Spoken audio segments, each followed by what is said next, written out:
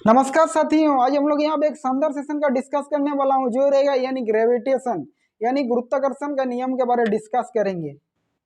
इसी के साथ सभी दोस्तों को राधे राधे राम राम। अगर आप इस चैनल में नए हैं तो हमारे चैनल को सब्सक्राइब करें, शेयर करें। तो हम लोग बचपन में पढ़ चुके हैं कि ग्रेविटेशन क्या होती है, मतलब गुरुत्वाकर्षण होता है क्या, मतलब कैसे काम करता है, मतलब हम लोग रियल में क्या होता है इसके बारे में हम लोग डिस्कस करने वाले हैं। रियल में यानी नेचुरल जो फिनोमिना है यानी प्राकृतिक घटना है, ये कोई ऐसा नहीं कि हम लोग बनाया है, हम लोग कोई नहीं बनाया, ये नेचुरल फिनोमिना है यानी प्राकृतिक घटना है। तो आज हम लोग डिस्कस करने वाला है गुरुत्वाकर्षण यानी गुरुत्वाकर्षण ये जो आकर्षण लिखा हुआ है ये क्या होती है, अट्रैक्शन होती है। मतलब कोई दो वस्तु एक दूसरे को अट्रैक्ट करती है यानी आकर्षण करती है। समझ में आ रही है मेरी बात? कैसे आकर्षण करती है? मान लीजिए कि यहाँ पे कोई दो वस्तु है, मान लीजिए m1 का कोई एक वस्तु है, m क्या है, m1 मास है, कोई दूसरा m2 कोई मास है।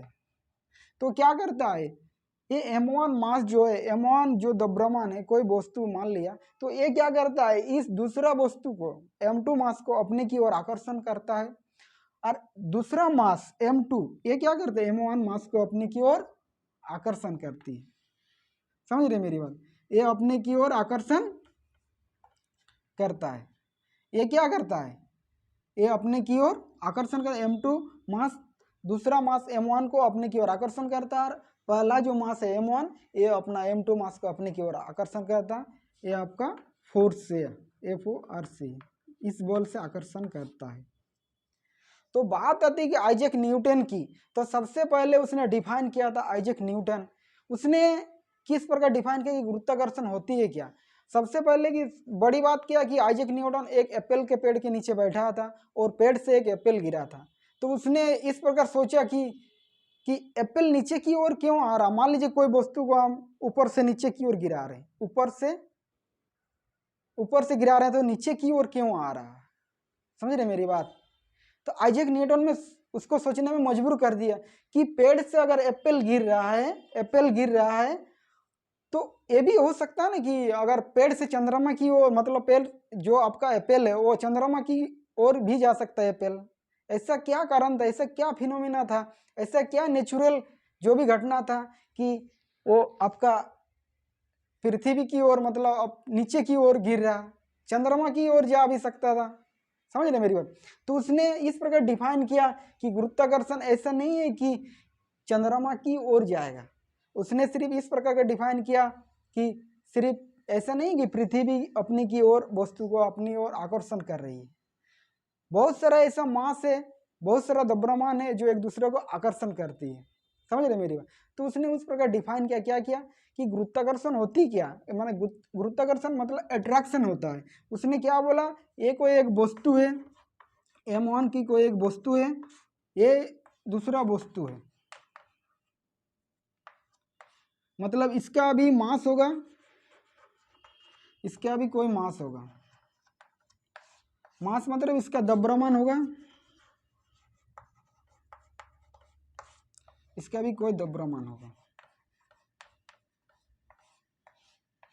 समझ रहे हैं? इसका भी कोई मास होगा, इसका भी कोई मास होगा। तो उसने इस प्रकार डिफाइन किया कि m1 वस्तु, m1 जो वस्तु रहेगा वो m2 अपने की ओर अट्रैक्ट करेगा, आकर्षण करेगा, और m2 जो द्रव्यमान है वो क्या करता है, m1 वस्तु को अपने की ओर आकर्षण कर रहा, मतलब अट्रैक्शन कर रहा है। समझ में आ रही है मेरी बात? तो ऐसा अगर रियल में है, अगर रियल में होती है, तो जैसे कि कोई वस्तु हम ऊपर से, मतलब ऊपर से कोई वस्तु को छोड़ रहे हैं तो नीचे की ओर आ रहा है, ऐसा क्या कारण है जो नीचे की ओर आ रही है? ऐसा भी हो सकता है कि चंद्रमा की ओर क्यों नहीं जा रही है, ऐसा भी हो सकता है ना। सबसे बड़ी बात कि अगर कोई दो वस्तु को अपनी ओर आकर्षण कर रहे हैं, मान लीजिए कि एक कोई एक पावर बैंक है, एक कोई एक मोबाइल है, ठीक है, ये दोनों वस्तु का कोई द्रव्यमान तो होगा, ये दोनों वस्तु का कोई द्रव्यमान तो होगा, और ये दोनों वस्तु क्या करता है, एक दूसरे का आकर्षण करते हैं, इसका भी कोई मास होगा, इसका भी कोई मास होगा, द्रव्यमान। तो उसने ग्रेविटी लॉ क्या बताया, गुरुत्वाकर्षण का नियम क्या बताया, अगर कोई दो मास है एक दूसरे से अपने की ओर आकर्षण कर रहा है, अगर रियल में आकर्षण कर रहा है, रियल में तो आकर्षण कर रहा है, तो अट्रैक्ट क्यों नहीं हो रहा, मतलब दूर में क्यों है, ऐसे क्यों नहीं आ रहा सामने। समझ रहे मेरी बात? तो उसने आइजैक न्यूटन को मजबूर कर दिया इसको सोचने के लिए, क्या रियल में ये सब आपका जो देख रहे हैं नेचुरल फिनोमिना है। तो आइए चलते इसके बारे में डिस्कस करते हैं क्या रियल में क्या होती है। मतलब किस प्रकार अपना मतलब एक वस्तु को दूसरे वस्तु को अपनी ओर आकर्षण कर रहा है। ठीक है, तो ग्रेविटी रोल क्या करते हैं, कोई भी दो वस्तु ले लीजिए मान, और कोई भी दो वस्तु का द्रव्यमान ले लीजिए, वो क्या करता है, एक दूसरे को आपका आकर्षण करता है। और इसी को क्या कहते हैं हम लोग, गुरुत्वाकर्षण का ग्रेविटी बोलते हैं, माना गुरुत्वाकर्षण बोलते हैं। मान लीजिए कोई दो वस्तु है, एक दूसरे से अट्रैक्शन कर रहा है। ठीक है, बात आती है कि जैसे कि कोई आप जानते हैं कि बहुत सारे ऐसे आप लोग मेला में गए होंगे, मेला में आप झूला झूले होंगे, तो उसमें जो आपका क्या है, इस प्रकार का आपका झूला है, इस प्रकार का आपका झूला है, आप इस प्रकार का बांधा हो और आप यहाँ पे है और इसमें चक्कर लगा रहे हैं। समझ रहे मेरी बात, या मान सकते हैं ये वाला क्या है आपका पृथ्वी है, ये मान लीजिए कि ये पृथ्वी है और ये पे चंद्रमा है। यह क्या करती है, चंद्रमा पृथ्वी की चक्कर लगाती है। समझ रहे मेरी बात, ये चक्कर लगा रही है, मतलब पृथ्वी के चारों ओर चंद्रमा चक्कर लगा रही है। तो आइजैक न्यूटन ने इस प्रकार का डिफाइन किया, उसको सोचने मजबूर कर दिया कि रियलिटी में क्या है, मतलब ये तो नेचुरल फिनोमिना है। मान लीजिए कि आप सोच रहे हैं जैसे कि आप झूला झूलते हैं, तो झूला में आप झूलते हैं, आप सोचते हैं कि आप घूमते हैं, ऐसा लगता है कि बाहर की ओर आप मतलब बाहर की ओर आपका एक फोर्स लगता है। ठीक है, उसको अभिकेंद्रीय बल बोलता है। मान लीजिए यहाँ चंद्रमा, तो इसका क्या बोलते हैं, अब अंदर की ओर भी बोल रहा लग रहा है और बाहर की ओर वही बोल रहा। मान लीजिए यहाँ चंद्रमा आया, तो यहाँ भी आपका बाहर की ओर बॉल लग रहा है, यानी फोर्स लग रहा है, और अंदर की ओर फोर्स लग रहा है, मतलब दोनों तरफ फोर्स लग रहा है। समझ रहे मेरी बात करते हैं कि जैसे कि आप झूला में झूल रहे हैं, तो बाहर की ओर आप क्या बाहर क्यों नहीं गिर जाते हैं। समझ रहे मेरी बात, बाहर क्यों नहीं गिर जाते हैं। आप झूला में जैसे झूलते हैं, आप मेले में देखे हैं, आप झूलते हैं ना मेला में, तो मेला में क्या होता है, आप जैसे कि राउंड में आप घूम रहे हैं, तो आप बाहर क्यों नहीं गिर जाते हैं, क्योंकि आप उसके साथ आपका कोई है अटैच है, मतलब आप पकड़ के रखें, हाथ से कोई वस्तु को पकड़ के रखें, आपको बैठने का जगह है और उसको पकड़ के रखें, तब तो बाहर की ओर नहीं फेंक रहा, और हाथ छोड़ देंगे तो आप बाहर की ओर गिर जाएंगे। आपका रीजन क्या है, मान लीजिए कि कोई पत्थर आप कोई रस्सी से आप बांध लीजिए, एक रस्सी से आप पत्थर बांधे और उसको घुमा रहे हैं। समझ रहे मेरी बात, जैसे कि मैं एक पत्थर बांधा, आप देख रहे हैं ये पत्थर है और इस पत्थर को मैं घुमा रहा हूँ, इस प्रकार घुमा रहा हूँ। समझ रहे मेरी बात, एक समय ऐसा आएगा ये आपका धागा जो है टूट जाएगा, तो टूट जाएगा तो ये वस्तु जो है यानी पत्थर जो कहाँ चला जाएगा, अपने की ओर गिरेगा कि बाहर की ओर। जब कोई हम लोग धागा से पत्थर को घुमाते हैं और अगर आपका धागा टूट जाता है तो क्या बाहर की ओर पत्थर गिर जाएगा, यानी अंदर की ओर नहीं आएगा। समझ रहे मेरी बात करते हैं यहाँ पे तो आपका धागा था, बात करते हैं यहाँ पे तो है आपका धागा था यानी रस्सी था, तो रस्सी में तो हम लोग बांध के रखे थे बोल के हमारा क्या है वो घूम रहा था। बट यहाँ क्या है, पृथ्वी तो है, इसके चारों चंद्रमा चक्कर लगा रही है, चारों चंद्रमा चक्कर लगा रही है। ऐसा क्या कारण है, क्या यहाँ पे रस्सी है, यहाँ पे रस्सी है क्या, यहाँ पे तो रस्सी नहीं है जो अपने की ओर अट्रैक्ट करेगा, अट्रैक्ट तो करेगा नहीं, मतलब नेचुरल फिनोमिना हो रहा है। हम लोग तो देख लिया कि अगर पत्थर से कोई धागा यानी पत्थर को कोई धागा से अगर बांध के घुमाते हैं तो इस समय आगे कि उसमें जो फोर्स लग रहा है बाहर की तो फोर्स लग रहा है, तो टूट जाएगा धागा, धागा टूट जाएगा तो बाहर की ओर वस्तु चला जाएगा, अंदर की तो ओर नहीं आएगा। बट यहाँ भी तो ऐसा हो रहा है, ये पृथ्वी है, ये चंद्रमा है, ये भी तो घूम रहा है, बट इसके पास तो धागा नहीं है, इसके पास तो रस्सी नहीं है जो ये बंधा हुआ है। तो इसका क्या कारण है, तो रियलिटी में क्या है कि ये जो चंद्रमा है ये बाहर की ओर एक फोर्स लग रहा है, ये अभिकेंद्रीय बल लग, और अंदर की ओर भी एक केंद्र की ओर भी एक बल लग रहा है, अभिकेंद्रीय बल बोलते हैं। समझ रहे मेरी बात, तो इस फोर्स को इस प्रकार की अट्रैक्ट कर रहा है। अगर कोई दो वस्तु अपने की ओर अट्रैक्ट करेगा तो थोड़ी बाहर की ओर गिरेगा, बाहर नहीं गिरेगा ना, बाहर कैसे गिरेगा, क्योंकि अंदर में बॉल लग रहा है और बाहर भी बॉल लग रहा है, दोनों बराबर बॉल लग रहा है यानी फोर्स लग रहा है, तो ये क्या करेगा, ये चक्कर लगा रही है।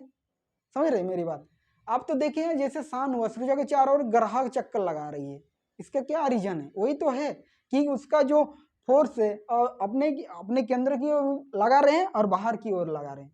समझ रहे मेरी बात, जैसे आप देखिए ना अपना ग्राउंड में आप जैसे बाइक चलाते हैं, जैसे चलाते हैं ना बाइक राउंड करके, समझ रहे मेरी बात, तो क्या होता है, अपने की ओर मतलब अंदर की ओर फोर्स लगा रहे हैं और आपका बाहर की ओर भी फोर्स लगा रहे हैं, दोनों तरफ, तब तो आप घूम रहे हैं, चक्कर लगा रहे हैं।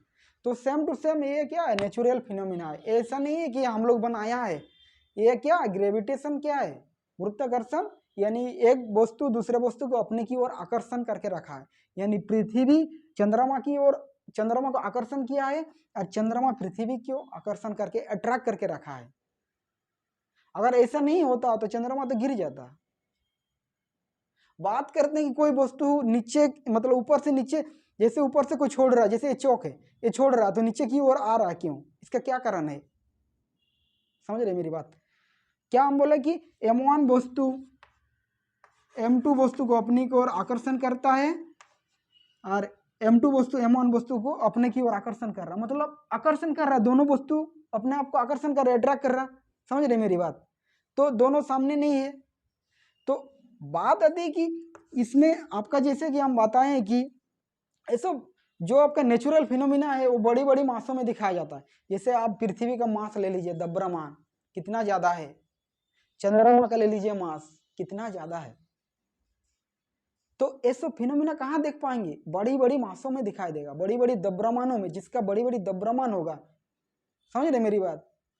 आप सोच रहे हैं कि जैसे कि मोबाइल है और पावर बैंक है, ये दूसरे को अट्रैक्ट क्यों नहीं कर रहा, समझ रहे मेरे, इसका मास और इसका मास बहुत ही कम है, 0 के बराबर है, तब तो अट्रैक्ट नहीं कर रहा है, समझ रहे मेरी बात। इसलिए कोई वस्तु को अट्रैक्ट नहीं कर रहा है।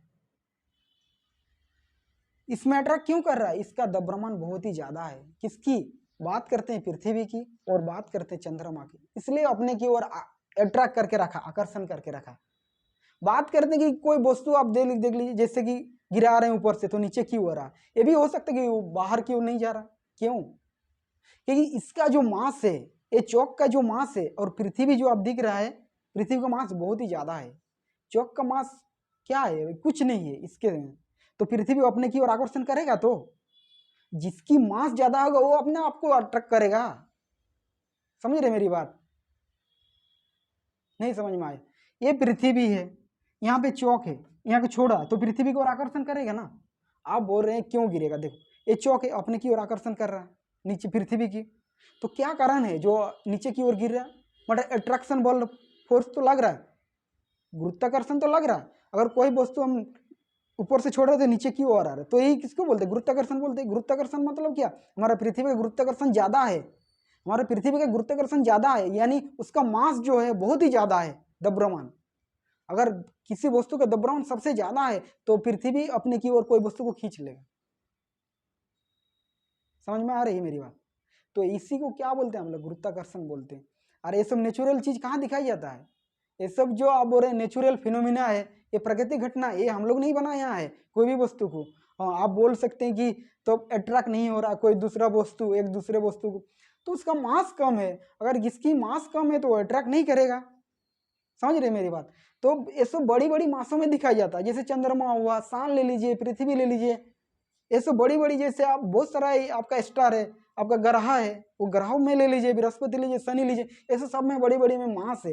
तो जहाँ बड़ी बड़ी मास होगा, मासों की संख्या ज्यादा होगी तो वहाँ अट्रैक्शन होगा, और वही आकर्षण को हम लोग क्या कहते हैं, गुरुत्वाकर्षण बोलते हैं, समझ रहे। तो आइजैक न्यूटन ने इस प्रकार डिफाइन किया कि नहीं, ऐसा नहीं है कि आपका चंद्रमा किसी वस्तु को अपने की ओर खींचेगा, हर वस्तु एक दूसरे को आकर्षण करता है। दुनिया में विश्व में कोई भी पिंड ले लीजिए, कोई भी दुनिया में कोई भी वस्तु ले लीजिए, वो एक दूसरे को आकर्षण करेगा। क्यों करेगा, कि हो सकता है उसका मास कम हो लेकिन एक दूसरे का अट्रैक्शन कम करेगा, मतलब आपको दिखाई नहीं देगा जो अट्रैक्शन कर रहा हो, लेकिन रियल में अट्रैक्शन कर रहा है, समझ रहे मेरे। बट आप लोग कहाँ देखेंगे, देखेंगे बड़ी बड़ी मासों में देख पाएंगे, ऐसा नहीं है, समझ रहे मेरी बात। तो ये क्या था, आपका गुरुत्वाकर्षण था, यानी ग्रेविटेशन। बात करते हैं, आइजैक न्यूटन ने इस प्रकार डिफाइन करते हुए एक लॉ दिया, क्या लॉ दिया, यूनिवर्सल लॉ ऑफ ग्रेविटेशन, गुरुत्वाकर्षण के सार्वत्रिक नियम का डिफाइन किया कि गुरुत्वाकर्षण का सार्वत्रिक नियम होती क्या है, समझ रहे मेरी बात। तो उसने इस प्रकार डिफाइन किया कि आइजैक न्यूटन एक ऐसे साइंटिस्ट से सबसे पहले गुरुत्वाकर्षण का डिफाइन किया। इससे पहले बहुत सारे साइंटिस्ट ने गुरुत्वाकर्षण का मतलब कोई सक्सेस हुआ नहीं था, तो आइजैक न्यूटन आया और उसने एक लॉ दिया। कौन सी लॉ दिया? बात करते हैं यूनिवर्सल लॉ ऑफ ग्रेविटेशन, यानी गुरुत्वाकर्षण के सार्वत्रिक नियम। उसने क्या बोला? विश्व के कोई दो भी पिंडों ले लीजिए, समझ रहे, वो अपने की ओर आकर्षण करता है, और उससे जो लगने वाला जो आपका फोर्स होगा, यानी उसका जो द्रव्यमान होगा, उसका जो दो वस्तु का द्रव्यमान होगा, वो जो उसका गुणनफल होगा वो समानुपाती होगा। समझ रहे मेरी बात? और दो वस्तु के बीच जो लगने वाला फोर्स है वो क्या है? उस वस्तु का, यानी उस वस्तु का जो द्रव्यमान होगा क्या होगा? वो एक दूसरे से वर्ग के व्युत्क्रमानुपाती होगा। समझ रहे मेरी बात? तो बात करते हैं कि यूनिवर्सल लॉ ऑफ ग्रेविटेशन, यानी गुरुत्वाकर्षण के सार्वत्रिक नियम।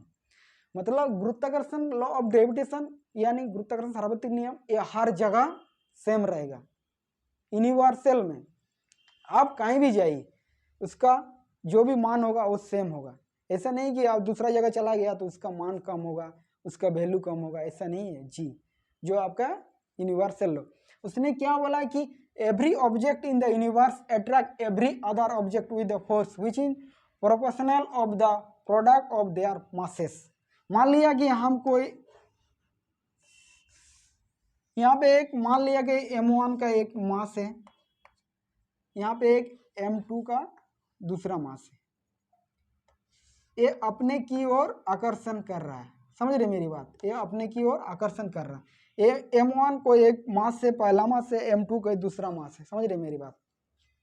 तो उसने क्या बोला? Every object in the universe attract every other object with the force which is proportional to the product of their masses. यानी विश्व का प्रत्येक पिंडो प्रत्येक अन्य पिंडों को क्या अपने की ओर आकर्षण करता है। आज जो उसका गुणनफल होगा, उसका जो द्रव्यमान का गुणनफल होगा वो क्या बोल रहा है? वो समानुपाती होगा। मतलब समझ रहे मेरे? मान लिया कि एक को एक मास है, एक को एक दूसरा मास है। ये m1 मास m2 को अपनी की ओर अट्रैक्ट कर रहा है और m1 मास अपने की ओर अट्रैक्ट कर रहा है। इतना समझ में आया? तो किस बल से, इस बल से, F बल से मतलब फोर्स, F से फोर्स है, इस बल से वो अट्रैक्ट कर रहा है। समझ में आ रही मेरी बात? इस बल से वो अट्रैक्ट कर रहा है। समझ में आ रहा है कि नहीं? देखो फिर से देखो, यहाँ m1 का एक मास है, यहाँ m2 का कोई दूसरा मास है। ये क्या कर रहा है? अपने की ओर आकर्षण कर रहा है। कौन बताया? आइजैक न्यूटन ने। उस नियम में बोल रहा विश्व का प्रत्येक पिंड, प्रत्येक अन्य पिंड एक दूसरे को अपने की ओर आकर्षण करता है, और इससे जो गुणनफल होगा, इस जो मास दिया हुआ, इस द्रव्यमान का जो गुणनफल होगा वो क्या होगा? समानुपाती होगा। मतलब ये जो इससे बीच जो फोर्स लग रहा है, बल लग रहा है, ये क्या होगा? ये बोल रहा है समानुपाती होगा m1 इंटू m2 की। समझ में आ रही मेरी बात? विश्व का प्रत्येक पिंड, प्रत्येक अन्य पिंड अपने की ओर आकर्षण करती है, और वो क्या बोल रहा है? इसका जो द्रव्यमान का गुणनफल होगा वो समानुपाती होगा। मतलब F समानुपाती का चिन्ह ये है, आप समझ रहे हैं, बराबर m1 इंटू m2। बात करते हैं कि m1 इंटू m2, अगर इसका द्रव्यमान हम लोग बढ़ाते हैं तो हमारा फोर्स भी ज़्यादा लगेगा, यानी बल भी ज़्यादा लगेगा। इसका कहने का मतलब है कि फोर्स जिसका मास ज़्यादा होगा फोर्स, इसका इसका बल भी ज़्यादा लगेगा, फोर्स भी ज़्यादा लगेगा। अगर इसका द्रव्यमान कम कर देते हैं तो हमारा फोर्स भी कम लगेगा, बल भी कम लगेगा। इसका कहने का तात्पर्य चाहिए, अगर हम लोग मास को बढ़ा रहे हैं, मास यानी द्रव्यमान को अगर बढ़ा रहे हैं, समझ रहे मेरी बात, तो उसका फोर्स क्या लगेगा? बड़ा, मतलब ज़्यादा लगेगा। समझ में आ रही? नेक्स्ट क्या बोल रहा है? And inversely proportional to the square of the distance between them. उसने इस प्रकार उसके बीच में जो आपका लगने वाला, जो दोनों वस्तु के बीच लगने वाला जो बल है वो क्या है? वो क्या बोल रहे कि वर्ग के व्युत्क्रमानुपाती होता है। समझ रहे मेरी बात? यानी F समानुपाती 1/r²। नहीं समझ में आया? R क्या है? R आप डिस्टेंस भी मान सकते हैं, इसको D से भी डिनोट कर सकते हैं या R बोल सकते हैं। ये जो इसका फोर्स लग रहा है, ए फोर्स, और इसका बीच की दूरी क्या है, आर है। यहाँ डी भी मान सकते हैं, डिस्टेंस मान सकते हैं, या आर मान सकते हैं, दोनों में कोई एक मान सकते हैं, ऐसे कोई।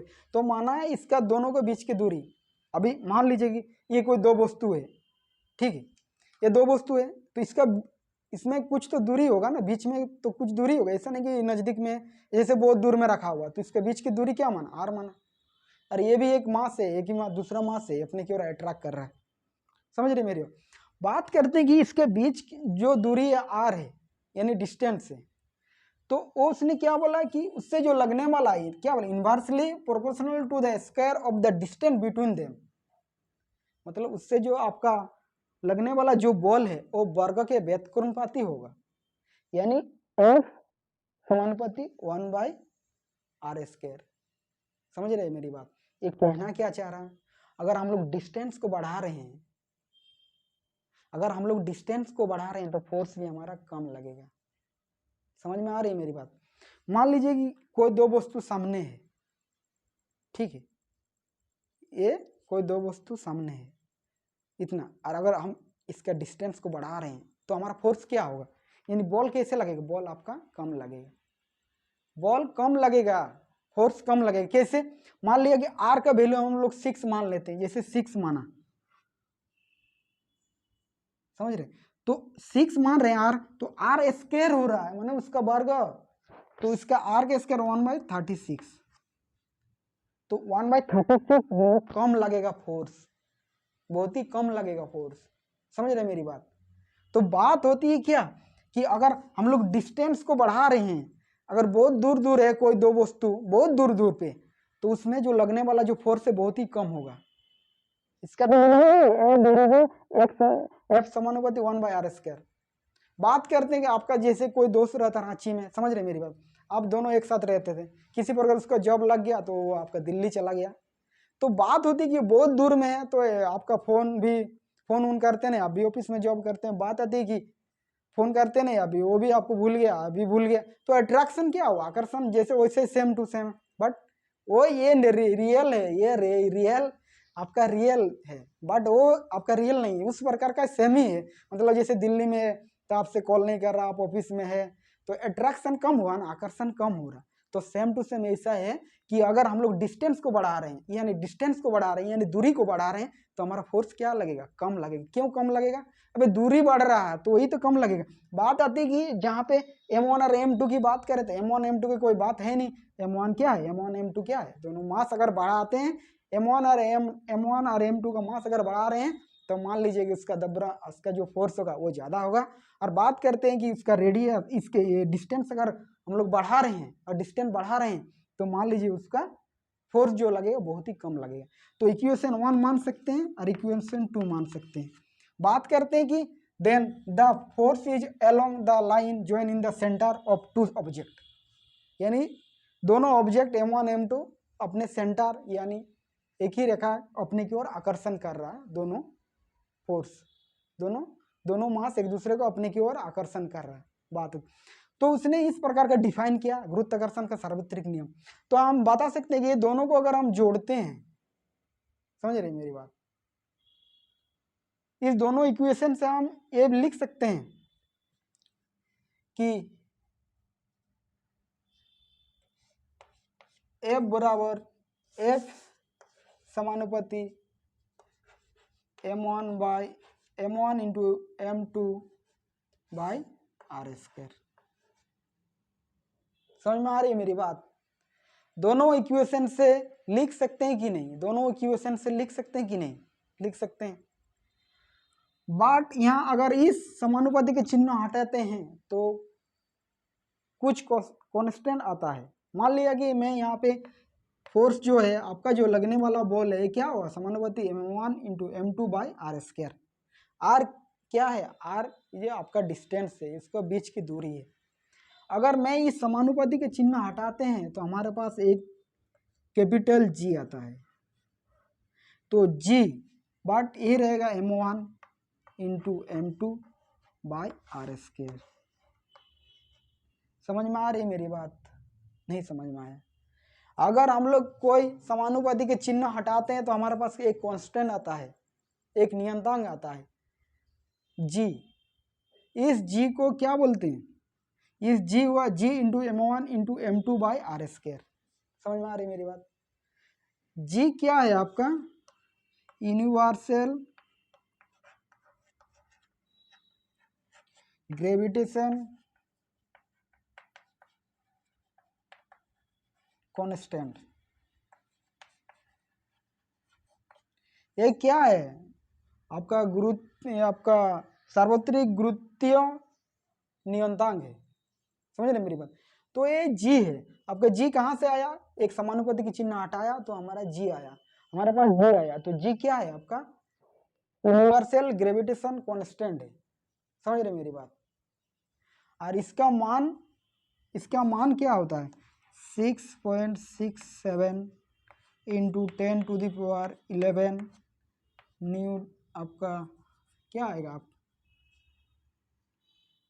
Newton metre square by KG square. समझ में आ रही है मेरी बात? यही आपका गुरुत्वाकर्षण का सार्वत्रिक नियम है।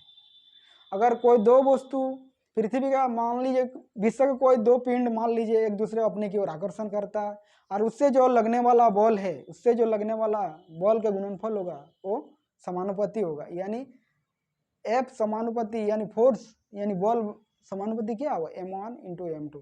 अगर हम लोग मास को बढ़ा रहे हैं तो हमारा फोर्स भी बढ़ेगा। बात करते हैं सेकेंड, तो उसने क्या बोला कि inversely proportional of the to the square of the distance between they, और उसका जो भी से दो वस्तु के बीच जो लगने वाला बल है वो क्या होगा, एक मतलब वर्ग के व्युत्क्रमानुपाती होगा। तो फोर्स आपका समानुपाती 1/r² लिख सकते हैं, व्युत्क्रमानुपाती होगा। तो ये क्या है, 1/r², मतलब आपको डिस्टेंस हम अगर बढ़ा रहे हैं, डिस्टेंस अगर बढ़ा रहे हैं तो हमारा फोर्स भी कम लग रहा है। समझ रहे मेरी बात? दो इक्वेशन से तो हम लोग ये सीख गया कि दोनों को अगर जोड़ते हैं तो हमारा ये आती है। समझ रहे? तो ये क्या कांस्टेंट है। बात करते हैं कि जी बराबर क्या होगा। मान लीजिए कि एक इससे हम गुना कर रहे हैं, इस साइड गुना कर रहे हैं, हमारा जी क्या होगा, तो आप बोल सकते हैं जी बराबर क्या आएगा आपका, F(r²) by M1 into M2। समझ में आ रही मेरी बात? M1 into M2। अगर जी की बात करें, कैपिटल जी की, और कैपिटल जी का मान है 6.67 10⁻11 newton metre square by KG square.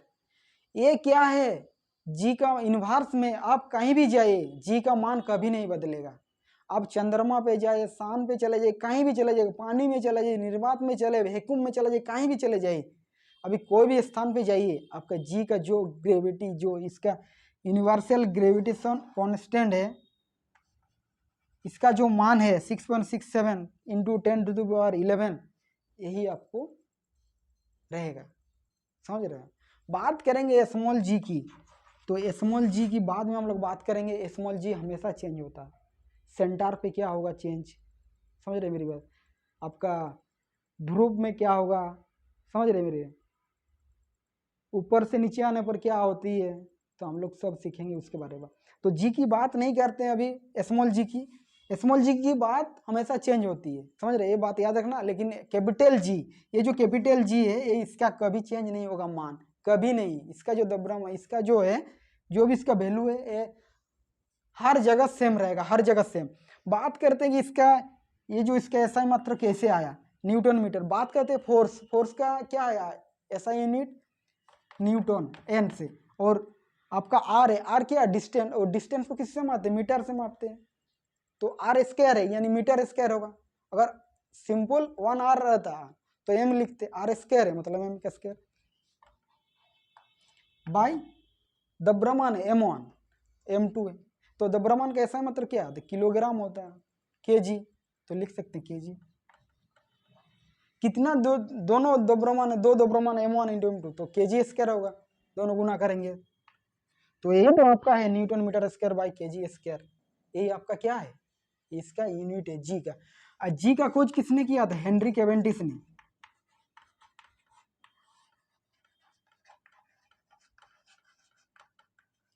Henry Cavendish एक साइंटिस्ट था जिसका फाउंड किया था,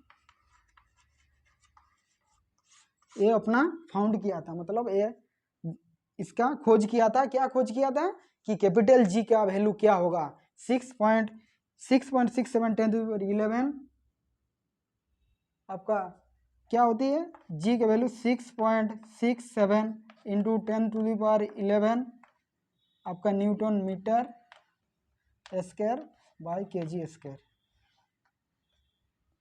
ये आपका हर जगह सेम रहेगा, हर जगह यूनिवर्स में कहीं भी जाइए, पृथ्वी में हर जगह सेम रहेगा, कैपिटल जी का मान कभी चेंज नहीं होगा। आप चंद्रमा पे जाए, कहीं भी जाए, इसका चेंज नहीं होगा। बात करते हैं अपना द्रव्यमान की, अगर चंद्रमा पे जाते हैं अपना वस्तु, मान लीजिए कि इसका, मान लीजिए कि ये 2 किलो का कोई वस्तु है, इसको चंद्रमा पे लेके गया तो इसका क्या होगा, मतलब ये द्रव्यमान चेंज होगा कि नहीं, चेंज नहीं होगा। द्रव्यमान में कहीं भी जाइए, कहीं भी जगह आपका चेंज नहीं होने वाला है, मास में नहीं चेंज होगा, समझ रहे, जो भी होगा कैपिटल जी भार में चेंज होगा, मास में चेंज कभी नहीं हो सकता। अभी कहीं भी जाए, आप पानी में जाइए, वैक्यूम में जाइए, कहीं भी जाए तो आपका नहीं होगा। ये आपका क्या था, ग्रेविटेशन का यूनिवर्सल व्यू, ठीक है। तो इसी के साथ सभी दोस्तों को राधे राधे, राम राम। अगर आप इस चैनल में नहीं है तो हमारे चैनल को सब्सक्राइब करें, शेयर करें, आपको वीडियो अच्छे लगे तो ज़्यादा से ज़्यादा शेयर करें, सब्सक्राइब करें। जय श्री कृष्ण।